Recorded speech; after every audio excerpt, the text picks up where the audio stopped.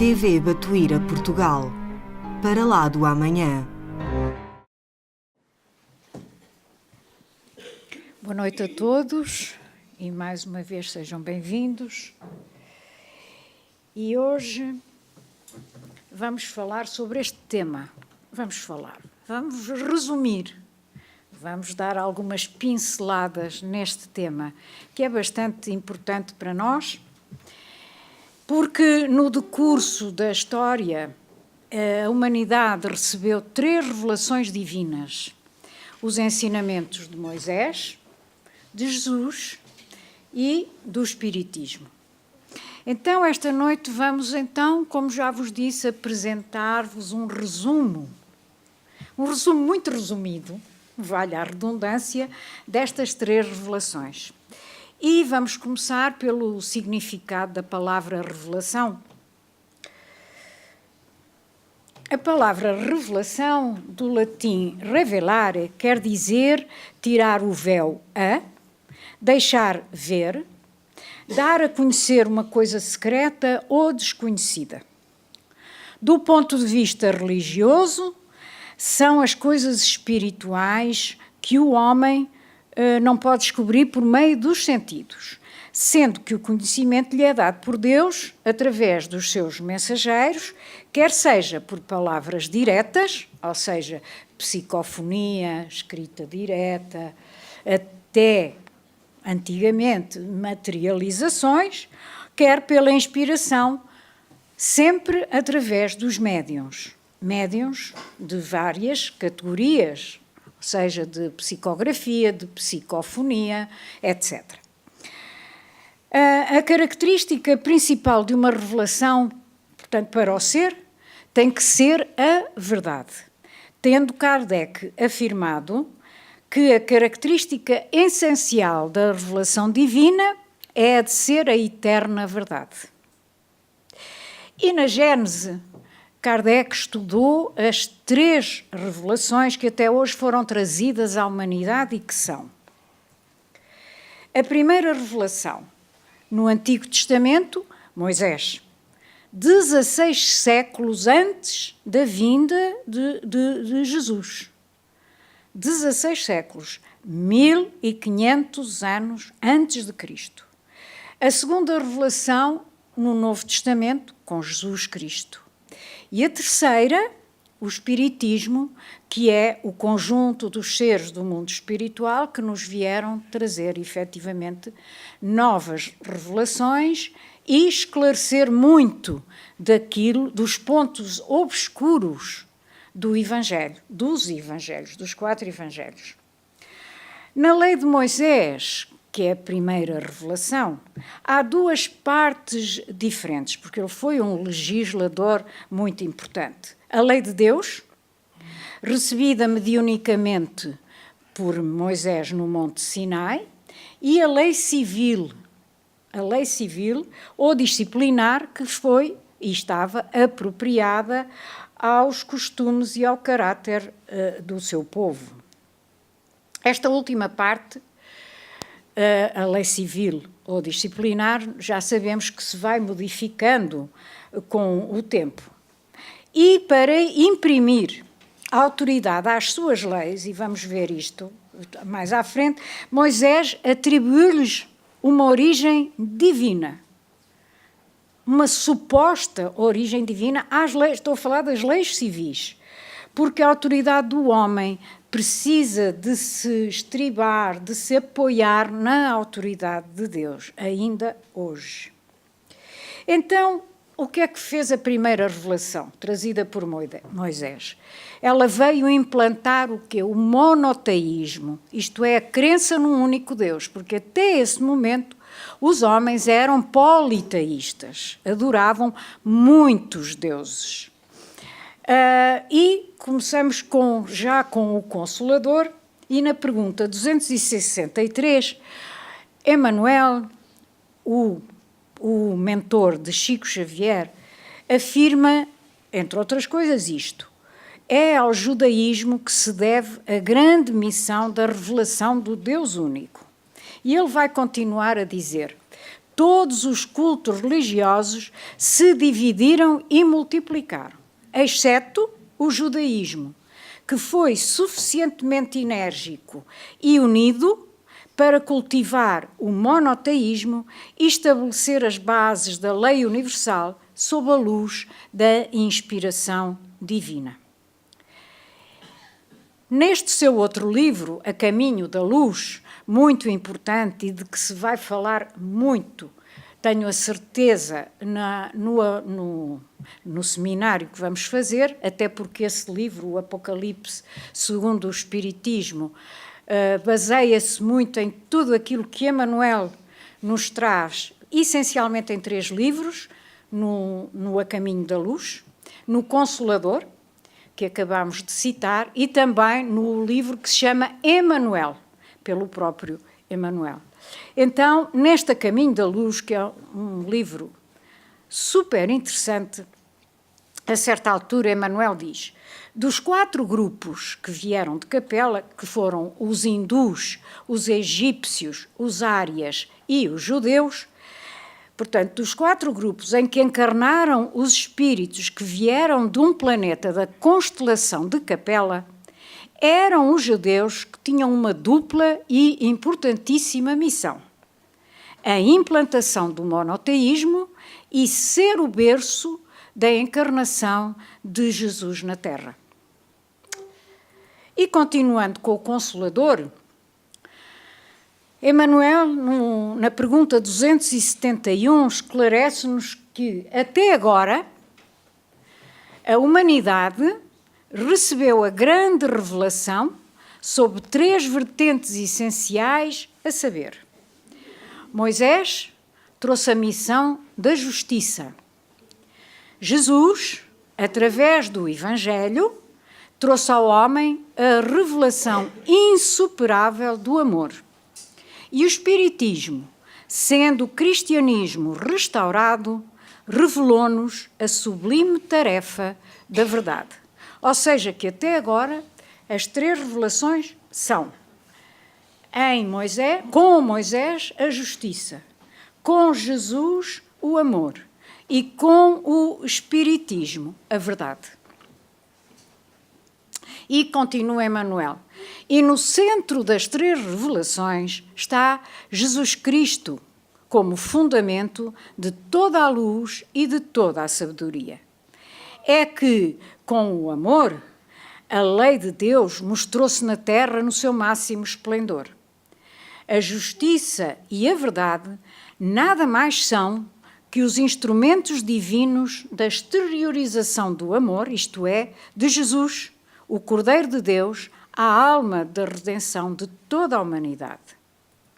Portanto, a justiça lhe aplainou os caminhos e a verdade veio esclarecer os seus divinos ensinamentos. Eis porque, com o Espiritismo simbolizando a 3ª revelação da lei de Deus, o homem terreno se prepara, aguardando as sublimadas realizações do seu futuro espiritual nos milénios por vindouros. Esta resposta de Emmanuel no Consolador é extremamente importante. Dá-nos uns esclarecimentos extraordinários e diz-nos que realmente nós, com a verdade, as verdades, ou a verdade que nos trouxe o Espiritismo, estamos a preparar-nos para um dia sermos espíritos sublimes. Agora, quando? Nos milénios que hão de vir. Uns mais depressa, outros mais devagar, mas todos, sem dúvida alguma, todos lá iremos chegar. É uma questão de querermos, porque querer é poder, não é?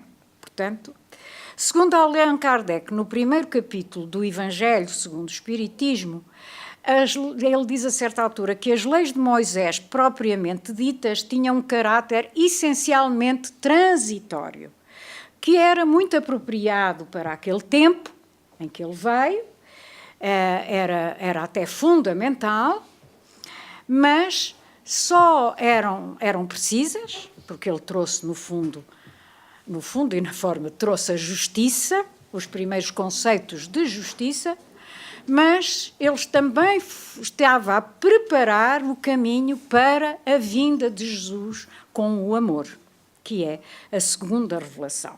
Mas vamos por partes e vamos agora então a examinar um bocadinho melhor a primeira revelação com Moisés. E, portanto, ele foi um líder nato, um grande legislador e era também um grande médium.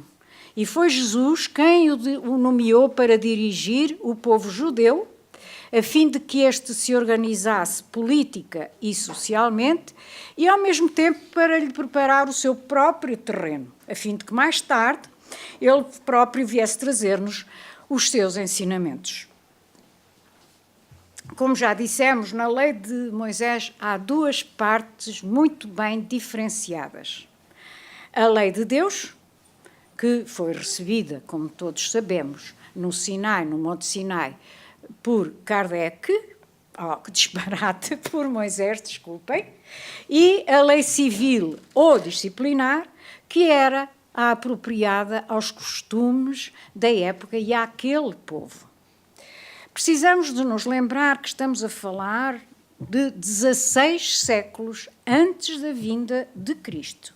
E, precisamente, e por isso, as suas leis civis baseavam-se essencialmente na lei de Talião, o olho por olho, dente por dente.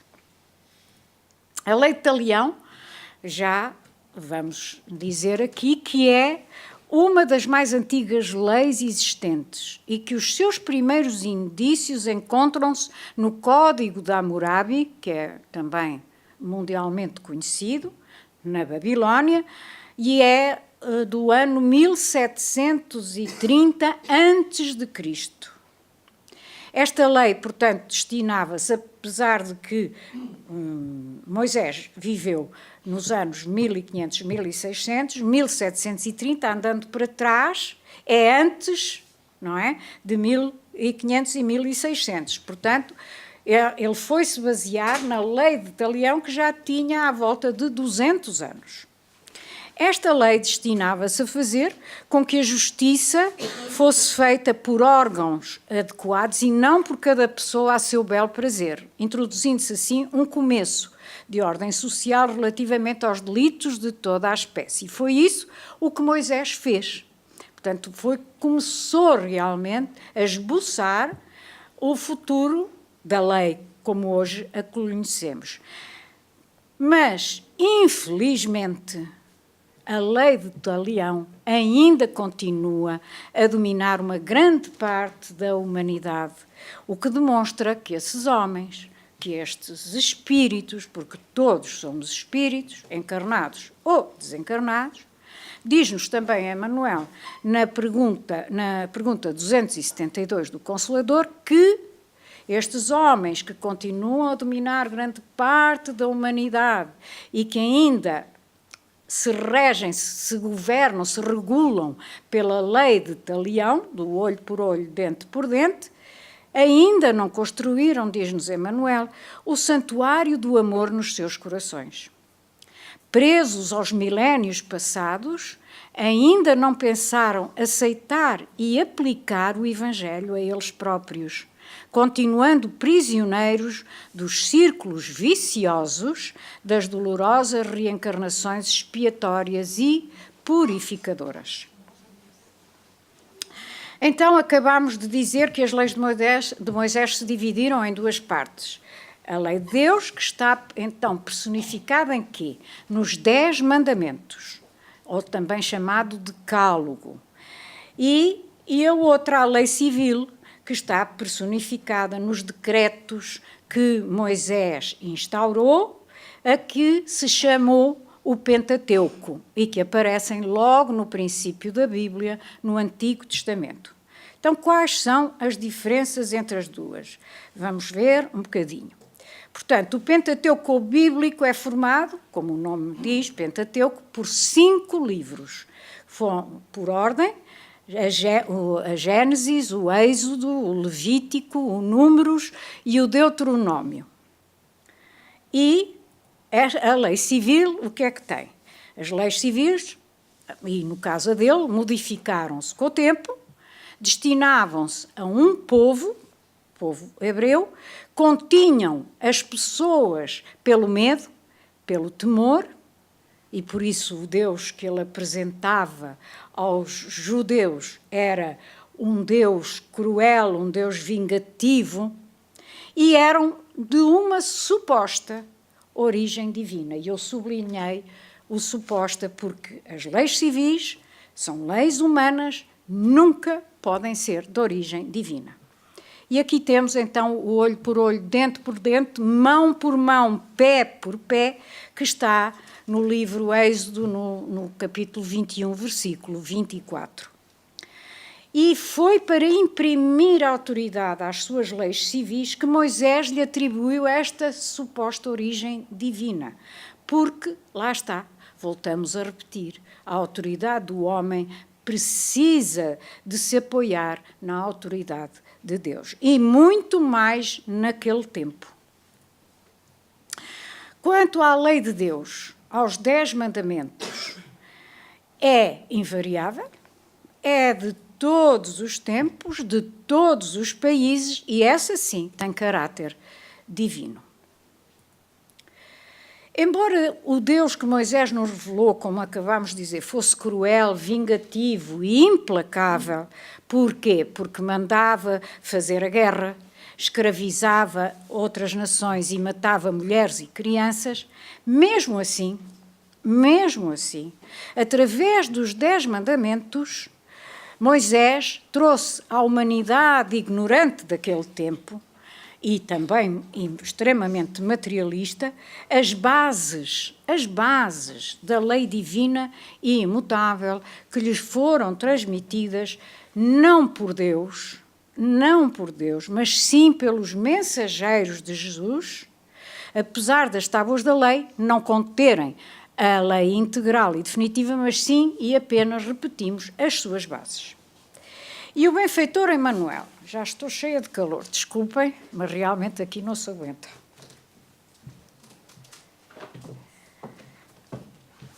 E o benfeitor Emmanuel, ao falar de Moisés, obrigada, Haroldo, ao falar de Moisés no Consolador, na pergunta 269, diz-nos o quê? Diz-nos que Moisés trazia consigo as mais elevadas faculdades mediúnicas, apesar de suas características de legislador humano. É inconcebível que o grande missionário dos judeus e da humanidade pudesse ouvir o Espírito de Deus, quanto mais vê-lo, ouvir. Estais, porém, espíritas, habilitados a compreender que a lei, ou a base da lei, que são os 10 mandamentos, foi-lhe ditada pelos emissários de Jesus. Portanto, aquilo que as religiões tradicionais dizem, que as tábuas da lei, os 10 mandamentos foram transmitidos por Deus a Moisés, sim, Deus é sempre Deus e o Pai de todos nós, mas os 10 mandamentos foram-lhe transmitidos pelos espíritos superiores ao serviço ou sob o comando, melhor dito, de Jesus. Mas Moisés também aboliu as manifestações mediúnicas no livro Deuteronômio, dizendo que ninguém interrogasse os mortos para saber a verdade. Porquê? Porque as evocações fúteis faziam parte do dia-a-dia dos egípcios e não nos podemos esquecer que os hebreus tinham saído do Egito, mandados por Moisés, onde tinham estado 400 anos como escravos sempre, não é? Mas tinham absorvido tudo aquilo que a cultura egípcia e que os egípcios faziam, entre eles, não é, as evocações mediúnicas. E, portanto, como essas evocações fúteis, só sobre futilidades. Era o dia-a-dia dos egípcios, e eles tinham lá vivido 400 anos. Quando saem de lá, o que é que eles fazem? Fazem o mesmo que faziam lá. Portanto, eles também praticam essas mesmas evocações que eram feitas de uma maneira irresponsável e fanática, o que já dava também aso a grandes disputas e a grandes conflitos entre eles. Assim, como medida disciplinar, mais uma, Moisés recomendou que fossem abolidos. E Emanuel também foi interrogado sobre isto, e quando foi, disse o seguinte: a época de Moisés não permitia as indagações ao invisível, porque o intercâmbio com os desencarnados seria feito com um material humano excessivamente grosseiro e inferior. Eram homens quase primitivos, temos que nos lembrar disso, não é?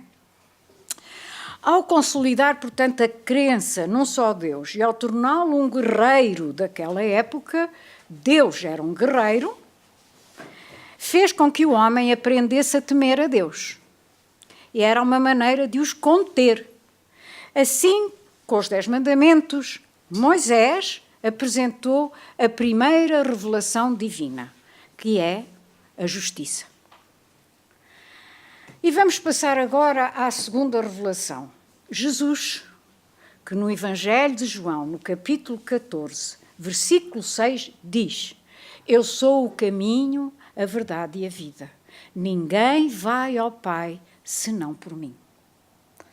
E ele, que é o nosso irmão maior, o governador do nosso mundo, veio trazer-nos as duas leis essenciais para chegarmos ao Pai, que é amar a Deus sobre todas as coisas e amar o próximo como a nós mesmos. Isso é que é a missão essencial de Jesus, que ele veio exemplificar para todos nós. Então, mas temos também que dizer que antes dele chegar, a sua vinda já tinha sido anunciada por N profetas. E vamos falar disso. Falar não, vamos mostrar. O profeta Isaías, no capítulo 7, versículo 14, diz logo que uma virgem conceberá. Miqueias, no capítulo 5, versículo 2, nascerá em Belém da Judeia. Isaías, outra vez, capítulo 60.3, versículo 3, fala sobre a visita dos Reis Magos. No versículo 6, fala sobre os presentes dos Reis Magos. Oseias, por sua vez, no capítulo 11, primeiro versículo, fala do regresso do Egito.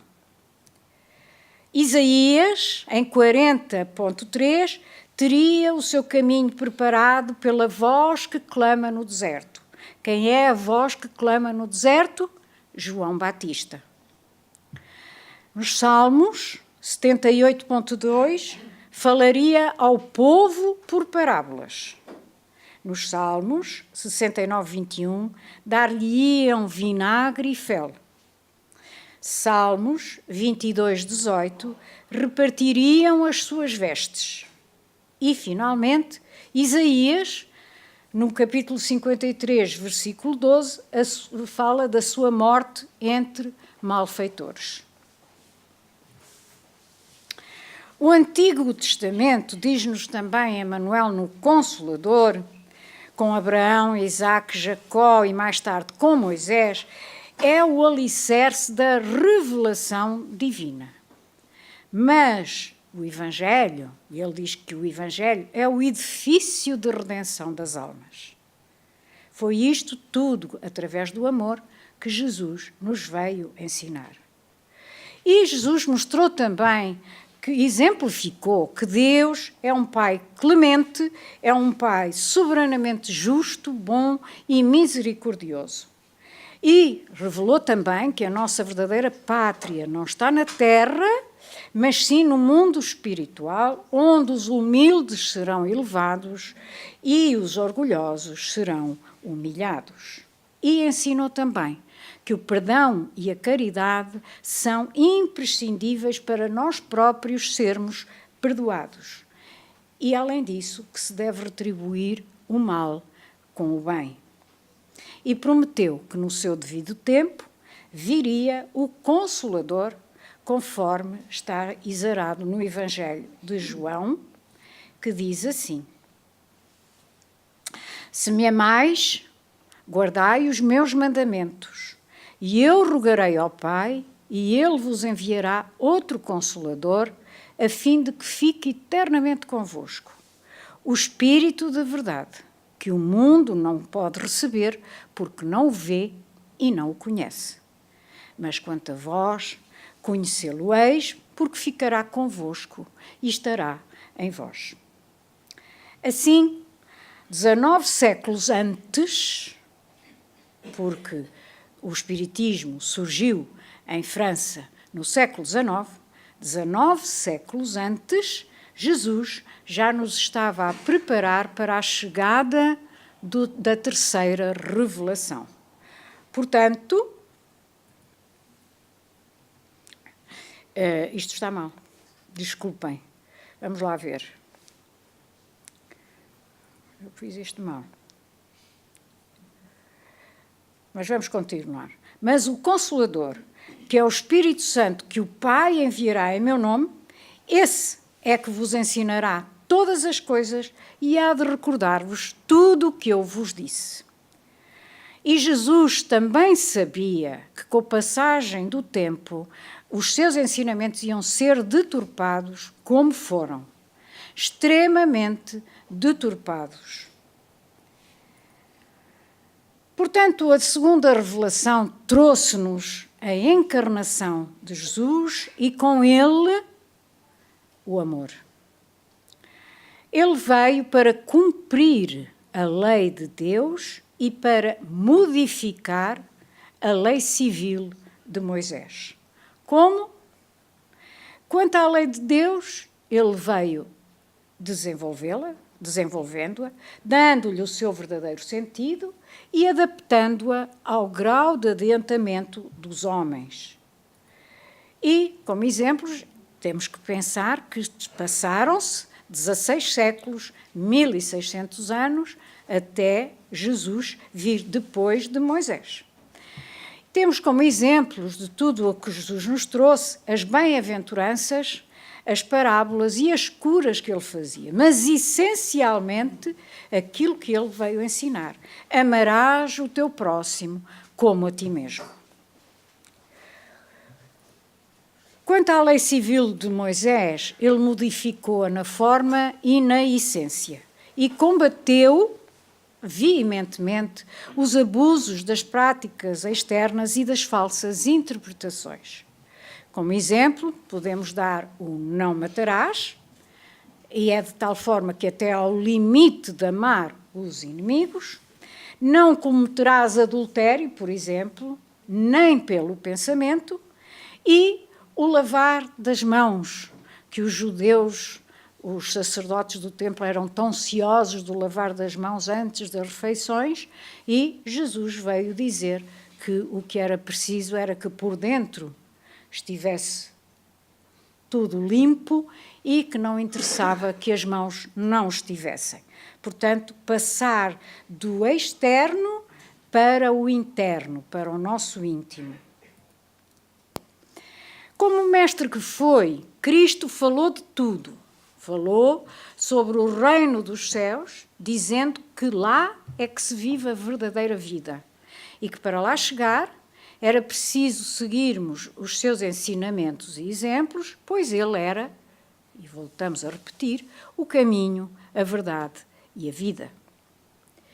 Mas também já dissemos que os seus ensinamentos foram condicionados pela época e pela falta de conhecimento e de maturidade dos espíritos encarnados naquela altura. Porque para que tudo aquilo pudesse ser compreendido como devia ser, era preciso promover o desenvolvimento das ideias, o que só iria acontecer no futuro com o progresso. Portanto, a base dos ensinamentos de Jesus são os 10 mandamentos, sim, e as bem-aventuranças.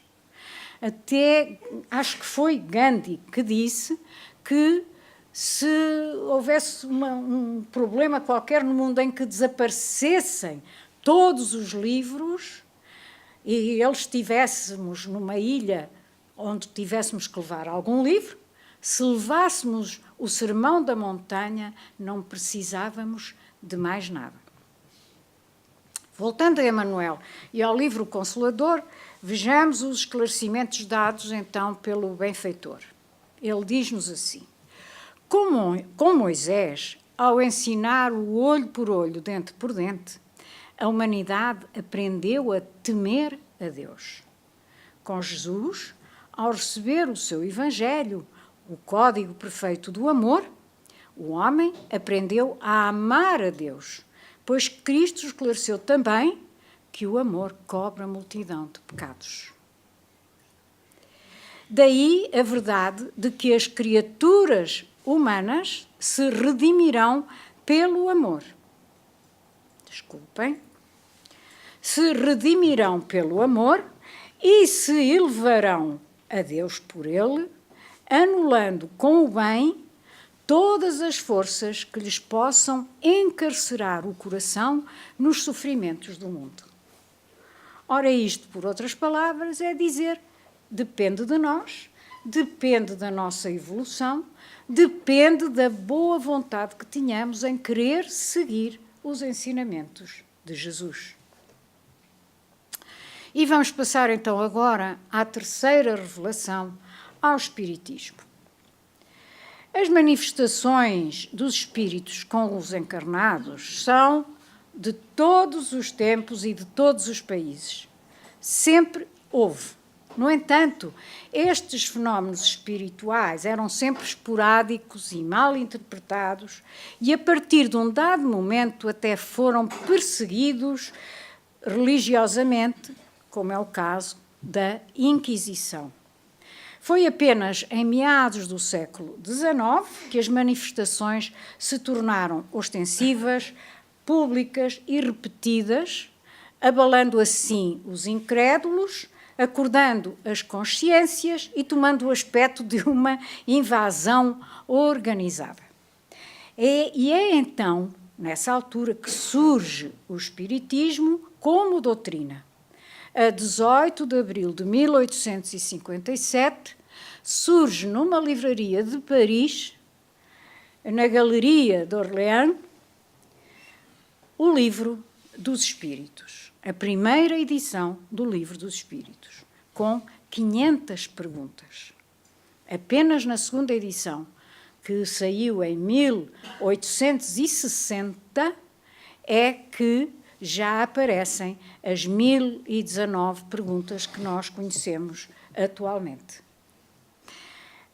O Espiritismo, portanto, é a terceira das grandes revelações, segundo Emmanuel, e, ao mesmo tempo, não só a terceira revelação, como é também o Consolador prometido por Jesus. Mas esta revelação é diferente das anteriores, das outras duas. Porquê? Porque essas duas basearam-se em duas pessoas, não é? Em Moisés e em Jesus. E concentraram-se num sítio.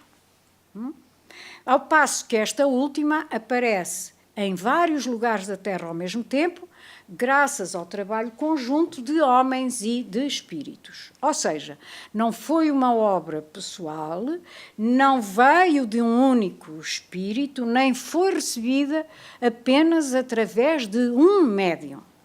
Foi recebida através de N médios em N lugares. Então, efetivamente, é muito diferente das duas primeiras. O Espiritismo, dizemos, é uma revelação de caráter divino. porque tem origem nos ensinamentos transmitidos por vários espíritos superiores que, chamados por Jesus, formaram uma equipa a que ele deu o nome de Espírito da Verdade. Sob o seu augusto comando, este conjunto de espíritos iluminados passou a trabalhar no mundo físico e no espiritual. O Espírito da Verdade é-nos dito que é o próprio Jesus. E para que os princípios da nova religião, cujas raízes iam ficar radicadas no além, sob a tutela dessa equipa do Espírito da Verdade, para que os princípios da nova religião fossem transmitidos com a certeza absoluta de que nenhuma interferência indevida e ou menos digna os podia manchar, Jesus escolheu um membro da sua equipa para reencarnar na Terra a fim de assumir a tarefa de a codificar. E é assim que, em 3 de outubro de 1804, nasce em Lyon, França, Hippolyte Léon Denisard Rivail, que até aos 50 anos vai exercer como professor, além de escrever vários livros pedagógicos. Era muito conhecido em França e não só. E, além disto, ele era tradutor, ele falava correntemente, além do francês, italiano, inglês e alemão, e foi tradutor de livros de alemão para francês e de francês para alemão. E a partir desta idade, dos 50 anos, um pouco mais, em maio de 1855, e durante os 15 anos seguintes, o seu tempo foi totalmente dedicado ao espiritismo. Tendo a sua pena, é de propósito que eu pus pena, porque naquela altura não havia canetas e escrevia-se com penas, tendo a sua pena colaborado ininterruptamente com os restantes integrantes da equipa do Espírito da Verdade, de que ele fazia parte. Tempo suficiente para se dar a sua consolidação através das revelações contidas nos livros que assinou com o pseudónimo de Allan Kardec, a fim de que o público não se confundisse sobre a verdadeira autoria da religião que chegava à Terra para esclarecer, orientar e consolar os homens. Esclarecer, orientar e consolar. É isso mesmo que faz o Espiritismo, bem entendido. Recordo-vos que o fim último do Espiritismo é a transformação moral do homem. Não é mais nenhuma. É o fim último. É esse. É isso que Jesus, e o Espiritismo é o cristianismo restaurado, é isso que Jesus quer desta doutrina. Que se faça com ela a transformação moral da humanidade. Então, a missão do Espiritismo qual é? É revelar ao homem a existência e a natureza do mundo espiritual, as relações do mundo espiritual com o mundo material através da mediunidade, e assenta essencialmente nos seguintes pontos: a existência de Deus, a sobrevivência do espírito após a morte, a reencarnação, a evolução constante do espírito até chegar à perfeição, a comunicação entre os mundos físico e espiritual, novamente a mediunidade, e a pluralidade dos mundos habitados. E hoje em dia a ciência está cada vez a descobrir mais, não é? Esses chamados exoplanetas que já vão em 2000 e não sei quantos, que já foram descobertos. Uns mais, enfim, estarão numa condição de mundo primitivo ou ainda em formação, e outros já estarão mais adiantados. E pode-se ainda sintetizá-lo com a máxima de São Paulo, que está inserida no capítulo 15.10 do Evangelho segundo o Espiritismo, que nos ensina que fora da caridade não há salvação. Isto em contraponto com o que a Igreja, estamos a falar do século XIX, dizia que era fora da Igreja não há salvação. E São Paulo, no Evangelho segundo o Espiritismo, neste capítulo 15.10, vem dizer que não é bem assim, não é fora da Igreja que não há salvação, é fora da caridade que não há salvação. E nós sabemos que há dois tipos de caridade, não é? A moral e a material, e que a mais importante é precisamente a caridade moral. Portanto, o Espiritismo ensina-nos a amar Jesus e incita-nos a esforçarmos-nos para pôr em prática os seus ensinamentos. Mas mostra Jesus como um espírito de uma hierarquia elevadíssima, o espírito mais puro que algum dia pisou a terra, diz-nos Emmanuel e diz-nos também o Livro dos Espíritos, mas não como Deus. Jesus não é Deus. Jesus é um filho de Deus, um espírito puríssimo, um espírito elevadíssimo, mas não é Deus. E ele próprio o disse em várias partes dos Evangelhos, quando afirma categoricamente que não é Deus, mas apenas um enviado do Pai, de quem é o porta-voz. E temo-lo em João, em Lucas e em Mateus. E em João, reparem que está em 3 capítulos diferentes e em Mateus e em Lucas só num em cada. Portanto, ele diz-lo muito claramente que ele não é Deus. O Espiritismo, portanto, o que é que veio fazer? Veio desenvolver os ensinamentos de Jesus, revelá-los na sua total pureza e profundidade e concretizar aquilo que ele prometeu, que foi a linha A, traz o conhecimento que faz o homem saber de onde vem, para onde vai e porque é que está na Terra. Demonstra que o nada não existe e mostra também que a vida terrestre é passageira.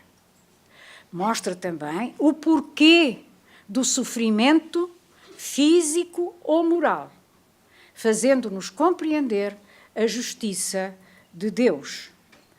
Faz-nos também saber que o bem é uma necessidade e que o perdão e a caridade são a essência do amor.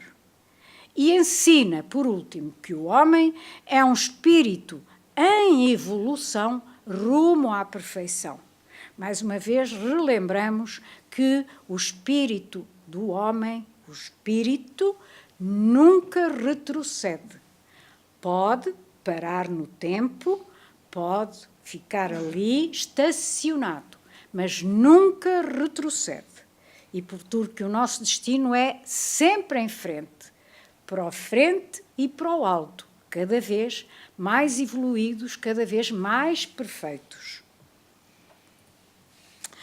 Então, temos aqui também uma relação entre Jesus Cristo e o Espiritismo. Cristo afirmou que a lei de Deus seria cumprida ao afirmar: o céu e a terra não passarão sem que tudo o que se encontra na lei de Deus, seja cumprido, até ao último J e ao último ponto. E o Espiritismo veio à Terra para ser um instrumento de Jesus. Porquê? Porque veio cumprir no tempo predito o que Cristo anunciou e preparar a realização das coisas futuras. E isto está no Evangelho segundo o Espiritismo, no 1º capítulo, no ponto 7. Logo, infere-se que o Espiritismo é obra de Jesus Cristo, como ele afirmou, e isso lê-se claramente no capítulo 6 do Evangelho segundo o Espiritismo, o Cristo Consolador. Portanto, as 3 revelações, cada qual na sua época, vieram trazer novos horizontes à humanidade. E vamos concluir, e se não, vejamos. A primeira revelação, a de Moisés, trouxe-nos o monoteísmo e a missão da justiça. Esta última destinada a corrigir os nossos instintos, assim como a ideia de que Deus era vingativo e impiedoso, destinado a acordar a nossa consciência e a dominá-la por meio do medo, do temor. O que era imprescindível naquela época, por ser o único meio que o homem respeitava, dada a sua natureza ainda muito primitiva. A segunda revelação, a de Jesus, ao trazer a revelação insuperável do amor, abriu-nos o reino de Deus, que chama a si os mansos, os humildes, os cansados e os oprimidos, apresentando-nos um Deus bom e misericordioso, que através das íntimas conquistas individuais que o homem vai fazendo ao longo dos séculos, lhe perdoa as imensas faltas e erros cometidos. E, por fim, a terceira, a do Espiritismo. Ao trazer-nos a revelação da verdade, confirma, explica, desenvolve e esclarece os ensinamentos de Jesus relativamente aos pontos obscuros que existiam no Evangelho. E Emmanuel, mais uma vez ele, afirma que os homens receberão sempre as revelações divinas de conformidade com a sua posição evolutiva. Ou seja, que à medida que formos evoluindo, novas revelações nos serão trazidas. Daí o terem aparecido as três revelações em diferentes épocas. Primeiro, através dos ensinamentos dados por intermédio de um profeta judeu inspirado, de um médium, ou seja, Moisés. A seguir, trazida pelo nosso próprio governador, o governador da Terra. E, por último, por meio dos ensinamentos transmitidos a Allan Kardec pelos elevados instrutores espirituais que fizeram parte da equipa do Espírito da Verdade. E vamos, sim, agora finalizar com uma mensagem das instruções dos Espíritos do primeiro capítulo do Evangelho segundo o Espiritismo, que diz assim: a nova era. O Cristo foi o iniciador da moral mais pura, mais sublime, da moral evangélico-cristã que deve renovar o mundo, aproximar os homens e torná-los irmãos, que deve fazer jorrar de todos os corações humanos a caridade e o amor ao próximo e criar entre todos os homens uma solidariedade comum e dela fazer uma morada para espíritos superiores aos que hoje a habitam. É a lei do progresso, à qual a natureza está submetida, que se cumpre. E o Espiritismo é a alavanca da qual Deus se utiliza para fazer a humanidade avançar. O sublinhado é meu, obviamente. E termina assim a mensagem. Moisés abriu o caminho. Jesus continuou a obra. O Espiritismo irá concluí-la. Um espírito israelita assina esta mensagem. E muito obrigada a todos, muita paz.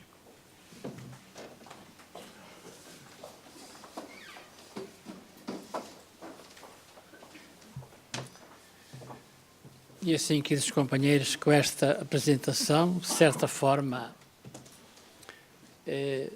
difícil para aqueles que ainda não tiveram oportunidade de manusear os livros da doutrina, mas que o poderão fazer, porque a literatura é muito vasta e a nossa doutrina aqui no nosso país está e continuamente avançando e se desenvolvendo e sendo até, nestes últimos tempos, muito procurada, porque as dificuldades são inúmeras e são de ordem espiritual.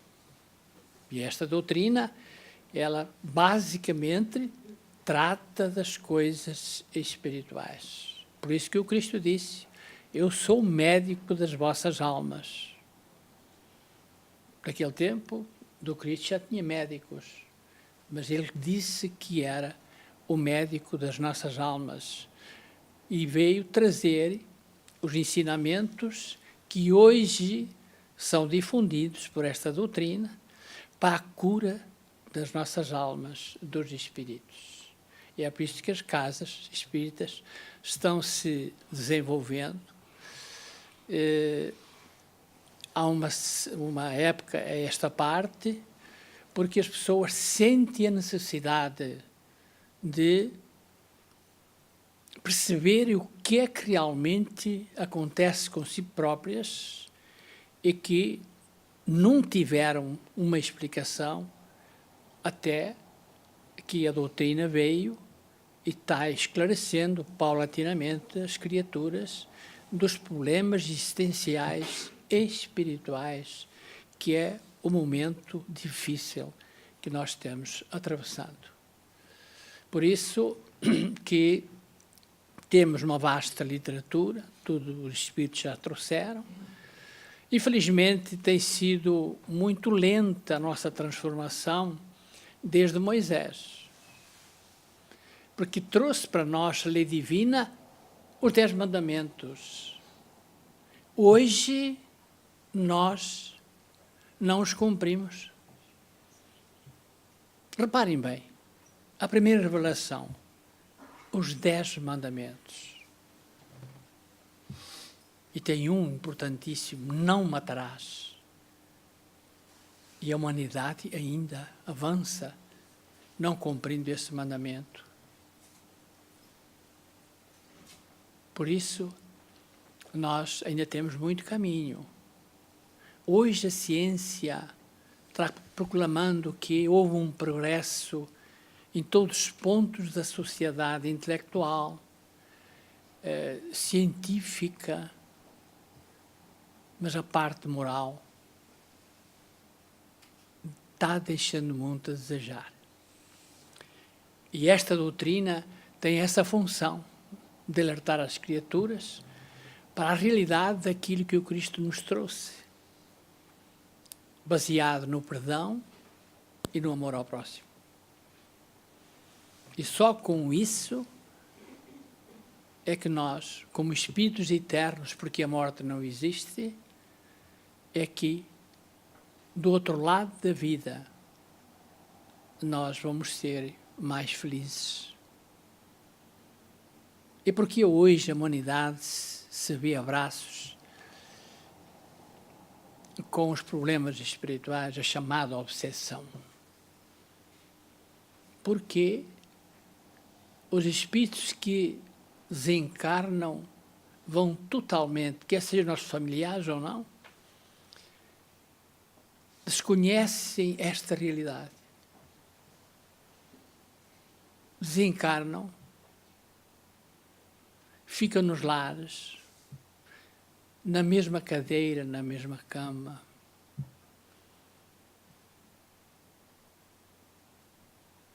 Escutam dizer que os familiares, que vêm muitos aqui que nós conversamos, mas dizem que eu já morri, mas eu não, eu estou falando, como é que é isso?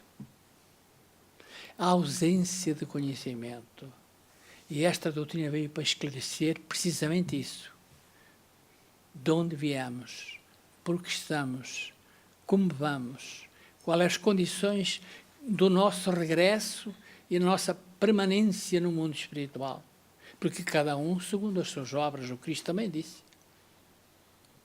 Então, hoje há uma grande necessidade, e nota-se nisso, saber o porquê dessa influência tão forte para nós, os encarnados. E esta doutrina, ela, através de toda a literatura que os Espíritos nos trouxeram, explica muito bem. Mas vamos encerrar.